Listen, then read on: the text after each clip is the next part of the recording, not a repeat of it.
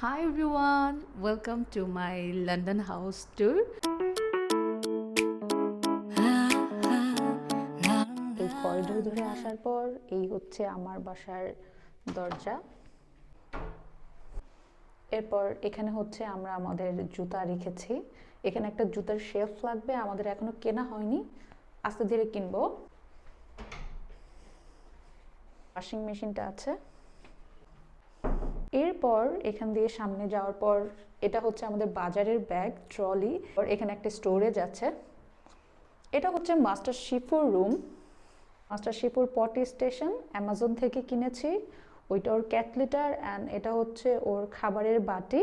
ও basically এখানে খাবার খায় আর পটি করে। এই সময় ও হচ্ছে আমাদের বসার ঘরে কিংবা আমাদের বেডরুমে আমাদের সাথে থাকে। সোজা যাওয়ার পর এখানে আরেকটা স্টোরেজ, এটা এখনো খালি আছে, কাগজগুলো ফেলে দেব অ্যান্ড দেন এখানে হচ্ছে একটু ক্লজেট টাইপের কিছু করব, যে কাপড় চোপড় যেন গুছায় রাখতে পারি। এরপর এই সাইডে হচ্ছে আমাদের ওয়াশরুম।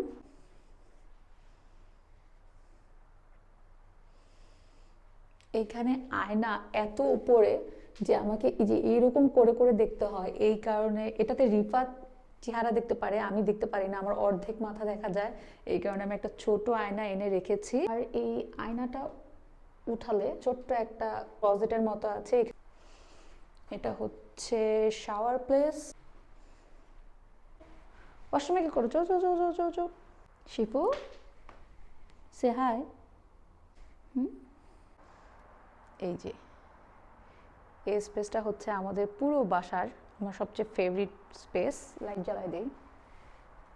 এই সাইডে কিচেন আছে, এখানে বেশ কিছু ক্লজেট অ্যান্ড ফ্রিজ আছে। এটা বেসিক্যালি রান্নাবান্না জিনিসপত্র রাখার একটা জায়গা ছিল, কিন্তু আমি এখানে হচ্ছে আমার কাপড় চোপড় প্রয়োজনীয় জিনিসপত্র স্টোরেজ করেছি, কারণ এখানে কাপড় রাখার ক্লজেট খুবই কম। আমি জানি না, আমি যখন দেশ থেকে আমার শরদিন্দুর কাপড় আনা শুরু করব তখন আসলে কিভাবে কি রাখবো, আর বেশ এলোমেলো উপরে ব্যাগ ট্যাগ রাখছি আর কি। এটা হচ্ছে ফ্রিজ। ফ্রিজের নর্মালটা এখানে, ডিপটা নিচে, অ্যান্ড দেন উপরে বেশ কিছু স্টোরেজ আছে। এরপর এগুলো হচ্ছে ড্রয়ার, রান্নাবান্নার প্রয়োজনীয় জিনিসপত্র আছে, থালা বাসন, রান্নাবান্নার জিনিসপত্র রাখি। আমাদের কফি কর্নার, মিল্ক, টি, কফি এভরিডে লাগে। আর এটা হচ্ছে আমার বানানো কিমচি। আমি খুব ভালো কিমচি বানাইতে পারি, টিকটক দেখে শিখছি, অ্যান্ড ওই দিন কিমচি বানাইছিলাম, খুবই ইয়ামি হয়েছে। চুলা, বেসিক রান্না করার মশলা। আর চুলার এই সাইডে নিচে হচ্ছে আমাদের ওভেন। পর এখানে কি আছে, এটা হচ্ছে ডিশ ওয়াশার। খাওয়া দাওয়ার শেষে থালা বাসন পাতিল টাতিল এটার ভিতরে রেখে দিয়ে ধুয়ে ফেলি। এরপর সিঙ্ক, অ্যান্ড দেন থালা বাসন যদি ভেজা টেজা থাকে তাহলে এই র্যাকটাতে রেখে শুকায় ফেলি। আর এখানে খুব সুন্দর একটা ভিউ আছে, রান্না করতে করতে এই সুন্দর ভিউটা দেখতে পাই। এই তো। এরপর হচ্ছে এই সাইডটা, এখানে আছে হচ্ছে একটা সোফা। আমাদের এই বাসাটা হচ্ছে ফুল ফার্নিশড বাসা ছিল, মানে বাসায় যা যা লাগে আসবাবপত্র সেটা আগে থেকে ছিল। এই যে এখানে আসার পর আমার প্রথম সাকুলেন্ট, এখানে খুব সুন্দর সুন্দর সাকুলেন্ট পাওয়া যায়, এটা আইকিয়া থেকে কিনছিলাম। আরও সাকুলেন্ট কেনার প্ল্যান আছে আমার। এখানেও সুন্দর দুটো জানলা আছে যেটা থেকে সোফায় বসে সুন্দর ভিউ দেখা যায়। এরপর এটা হচ্ছে মাস্টার শিফুর স্ক্র্যাচার। ও হচ্ছে ওর নখে ধার দেয়, ওরা এটা কিনে দিছে রিফাত অ্যামাজন থেকে, নাইলে ও হচ্ছে সোফা আঁচড়াইতে চায়। টেবিলটা আমার জন্য মাল্টিপারপাস টেবিল, এখানে আমি পড়াশোনা, আমার বিজনেসের কাজ, design, video editing, each and everything করি, আবার খাবারটা বড় খাই। এটা আমার টেবিল। এই ক্লজেটটা দিয়েছিল টিভি রাখার জন্য, টিভি কিনবো না, এটাকে হচ্ছে জিনিসপত্র রাখার ক্লজেট হিসেবে ইউজ করতেছে আপাতত। এখানে বসে আমি কাজ করি, রিফাত মাঝে মাঝে বসলে এখানে বসে। অ্যান্ড দেন আমার বাসার সবচেয়ে সুন্দর পার্ট, আমার বারান্দা। লেটস গো টু দ্য বারান্দা। টেবিলের দুইটা চেয়ার এনে এখানে রেখেছি, আমি আর রিফাত মাঝে মাঝে বসি। এখানে আইকিয়া থেকে কিনেছি বার্ডস প্যারাডাইস। এটা রিয়েল গাছ, একজন জিজ্ঞেস করেছিল যে এটা প্লাস্টিকের গাছ কিনা, বাট এটা সত্যিকার গাছ, রিয়েল প্ল্যান্ট। রিফাত জুতা ধুয়ে শুকাইতে দিছে। এই আয়না যেটাতে আমি ছবি টবি তুলি, ভিডিওতে দেখো তোমরা, আউটফিটের ভিডিওতে আরও দেখবা। এখানেও দুইটা সুন্দর সুন্দর গাছ আছে, এটার নাম ভুলে গেছি। এটা হচ্ছে অ্যালোকেসিয়া, এই গাছটার নাম, খুবই সুন্দর পাতা। আর এই হচ্ছে আমার বারান্দার ভিউ। এই দরজাটা বেশি আমরা খুলি না। ওয়াও,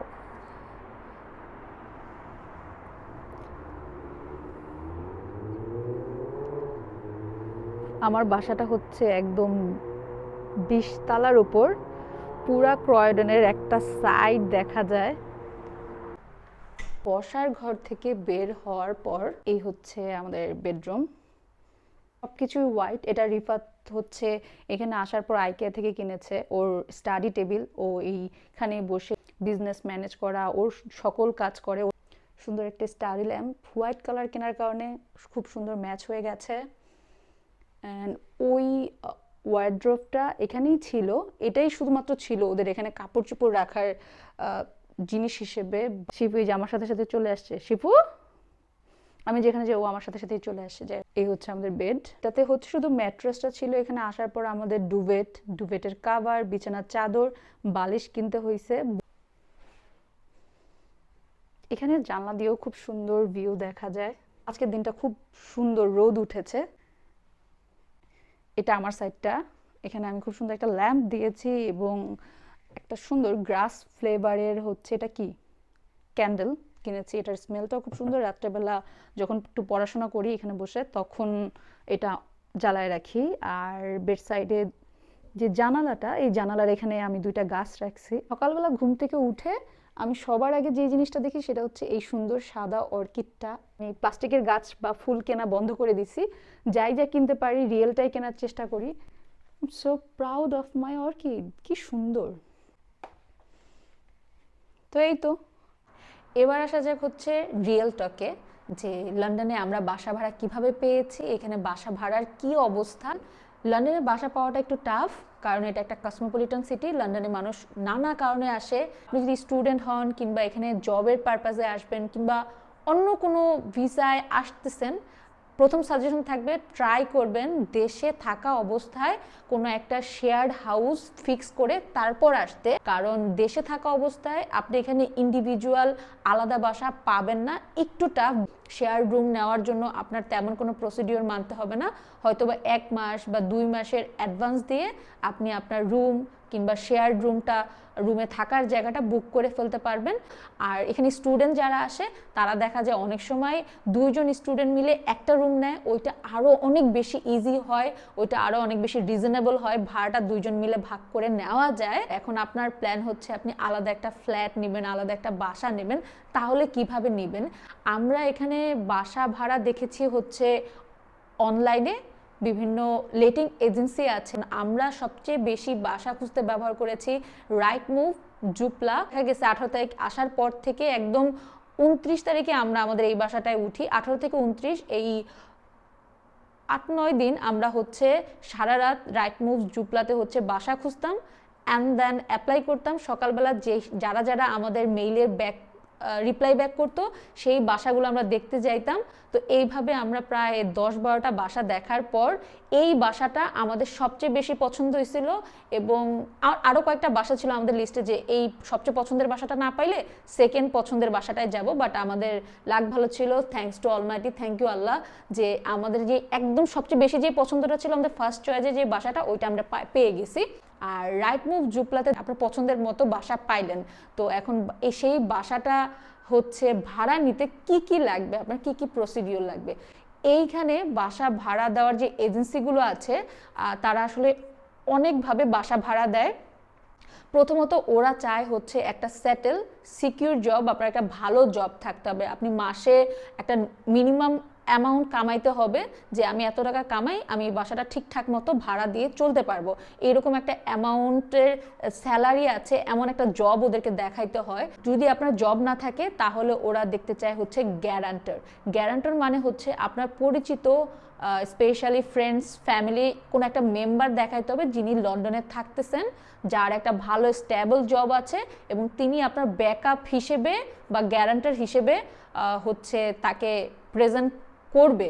অনেক ক্ষেত্রে দেখা যায় অনেকের আত্মীয় স্বজন অনেক বছর ধরে লন্ডনে হয়তো বা থাকে, তাদের আয় ইনকাম ভালো আছে, তারা গ্যারান্টার হলে বাসা পাওয়াটা অনেক ইজি হয়। যাদের আত্মীয়টা দেখা যায় তাদের গ্যারান্টার হয়ে যায়, এখন আপনার জবও নাই গ্যারান্টারও নাই, তাইলে বাসা কেমনে পাবেন? তাইলে যেটা হয় ওরা হচ্ছে 6 মাস থেকে 1 বছরের অ্যাডভান্স চায়। তো 3 মাস 4 মাস 6 মাস একটু বার্গেনিং করে নিয়ে এই অ্যাডভান্স দিলেও বাসা পাওয়া যায়। এরপর আরেকটা অপশন ওরা হচ্ছে একসেপ্ট করে, সেটা হচ্ছে আপনার ফাইন্যান্সিয়াল স্ট্যাবিলিটি। যদি এমন হয় যে আপনি এত মাসের অ্যাডভান্স দিতে চাচ্ছেন না, সেই ক্ষেত্রে আপনাকে হচ্ছে আপনার ফাইন্যান্সিয়াল স্ট্যাবিলিটি দেখাইতে হবে, যে আপনার ব্যাংক ব্যালেন্স, ব্যাংক স্টেটমেন্ট, আপনার কেমন টাকা পয়সা আছে, আপনার কেমন সেভিংস আছে, আপনি এই বাসার ভাড়াটা প্রপারলি দিতে পারবেন কিনা, সেই ধরনের প্রপার ডকুমেন্টস দেখাইতে হয়। তো এইরকম 3-4টা অপশন আছে, আপনার জন্য যেটা বেটার হয়, আপনি যেটা ম্যানেজ করতে পারেন, জোগাড় করতে পারেন, সেটা দেখাবেন। আর যদি না দেখাইতে পারেন তাইলে এত হতাশ হওয়ার কিছু নাই। একটা নতুন জায়গায় গিয়ে স্ট্যাবল হইতে একটু সময় লাগবে, একটু ধৈর্য ধরতে হবে। যদি দেখেন যে আপনার এই 4টার কোনোটাই পাচ্ছেন না, আপনি আলাদা বাসা নিতে পারতেছেন না, just go for shared house. এখানে শেয়ার্ড হাউসে অনেক মানুষ থাকে, খুব স্পেয়ার রুম, হ্যাঁ স্পেয়ার রুম নামের একটা সাইট আছে, সেখানে আপনি এরকম শেয়ার্ড হাউস খুঁজে দেখতে পারেন। যদি এইখানে কারোর সাথে শেয়ার্ড একটা হাউসে এক রুম নেন ভাড়া, তাহলে সেটার ভাড়া 700 থেকে 800 পাউন্ড পড়বে। আপনি যদি একটা স্টুডিও অ্যাপার্টমেন্ট নেন, স্টুডিও অ্যাপার্টমেন্ট মানে হচ্ছে একটা বড় জায়গা যেটার ভেতর বেড থাকবে, বেড বসানো থাকবে, কিচেন থাকবে, রান্নাঘর থাকবে, রান্নাঘর কিচেন তো একই কথা, টয়লেট থাকবে, মানে একটা রুমের মধ্যে সব কিছু থাকবে, সেটা হচ্ছে স্টুডিও অ্যাপার্টমেন্ট বলে। একটা স্টুডিও অ্যাপার্টমেন্টের ভাড়া হচ্ছে 1000 পাউন্ড। আমাদের এই বাসাটা হচ্ছে 1 বেডরুম অ্যাপার্টমেন্ট। 1 বেডরুম অ্যাপার্টমেন্টে বেডরুমটা আলাদা থাকে, তারপর কিচেন থাকে, কিচেনের সাথেই বসার একটা অ্যারেঞ্জমেন্টস থাকে, ড্রয়িং স্পেস থাকে, আর সাথে বারান্দা থাকলে ভালো, আর টয়লেট থাকে, কিছু স্টোরেজ থাকে। এই ধরনের 1 বেডরুম অ্যাপার্টমেন্টের ভাড়া 1200 থেকে 1500 পাউন্ড এই রেঞ্জে হয়ে থাকে। আর যদি আপনি 2 বেডরুম অ্যাপার্টমেন্ট চান, যেখানে 2টা রুম থাকবে, toilet, kitchen, drawing space and বারান্দা থাকলে ভালো, থাকতে পারে, অনেকে থাকে অনেকে থাকে না। তো 2 বেডরুম অ্যাপার্টমেন্টের ভাড়া এখানে হচ্ছে 1600 থেকে 1800 রেঞ্জের, আর হচ্ছে 3 বেডরুম হচ্ছে 2000 বা 2000 পাউন্ডের উপরে যাবে। এরপরও কম বেশি হতে পারে, এটা ডিপেন্ড করে কোন এরিয়াতে আপনি বাসা নিচ্ছেন, বাসাটার সুযোগ সুবিধা কেমন, কত আগের, কত নতুন বাসা, এর উপর ডিপেন্ড করে। তো এই হচ্ছে বাসা ভাড়ার হাল চকিত। তো এই তো আই গেস এই ইনফরমেশনগুলো আপনাদের অনেকের উপকারে আসবে, উপকারে আসলে ভালো। এবং এই ভিডিওটা পুরোটা দেখার জন্য থ্যাংক ইউ সো মাচ।